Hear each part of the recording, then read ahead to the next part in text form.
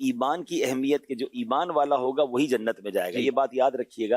اور حدیث کے تحت یہ بھی پتہ چل رہا ہے کہ یعنی یا تو اللہ کریم کی رحمت سے اگر کوئی شخص ایمان والا ہوگا تو ابتدائی میں جنت میں چلا جائے گا، اور اگر گناہگار بھی ہے تو اپنے گناہوں کی سزا کاٹ کر پھر اس نے جنت میں جانا ہے، اور جو جنت میں جائے گا پھر وہ ہمیشہ جنت میں رہے گا۔ سبحان اللہ۔ وہ ایمان کے بغیر کچھ بھی نہیں ہے، تو اس میں رائی کے دانے کے برابر ایمان بھی کسی کے دل میں ہے تو انشاءاللہ وہ جہنم میں نہیں جائے گا۔ اس سے مراد یہ ہے کہ وہ اللہ کی رحمت ہوئی تو ڈائریکٹ پہلے ہی جنت میں چلا جائے گا، ورنہ اگر گناہگار ہے، رب ناراض ہوا تو سزا کاٹ کر جنت میں جائے گا۔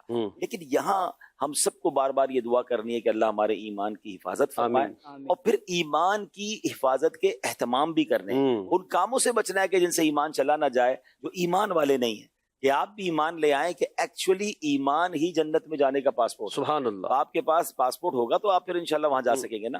اللہ پاک ہم سب کو ایمان کی سلامتی نصیب فرمائے اور ایمان پر ہی مدینہ پاک میں ہمیں موت۔ اچھا، یہاں عبدالحبیب بھائی اگر ایمان کے ضائع ہو جانے کے اسباب میں سے ایک دو چیزیں اگر بیان ہو جائیں تاکہ ہم ان سے ڈریں اور اپنے آپ کو بچائیں۔ ایک بڑی وجہ تو گناہوں کی کثرت۔ صحیح۔ علماء فرماتے ہیں کہ جو گناہ کثرت سے کرتا رہتا ہے، عادی ہو جاتا ہے، تو ایک وقت آتا ہے کہ پھر اس کا ایمان بھی چھین لیا جاتا ہے۔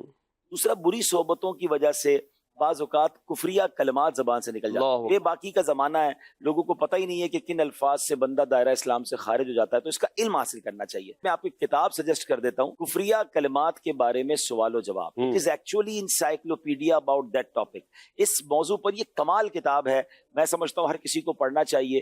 dawatIslami.net ویب سائٹ سے آپ اسے ڈاؤن لوڈ کریں، اس میں امیر اہل سنت نے مثالیں بھی لکھی، بالکل، گانوں کے اشعار میں، چٹکلوں میں، کامیڈی میں، ایسی مذاق میں ایسے جملے لوگ کہہ جاتے ہیں کہ پھر ایمان خطرے میں پڑ جاتا ہے۔ تو اس کتاب کو پڑھیے اور اپنی اور اپنے گھر والوں کی ایمان کی فکر۔ انشاءاللہ۔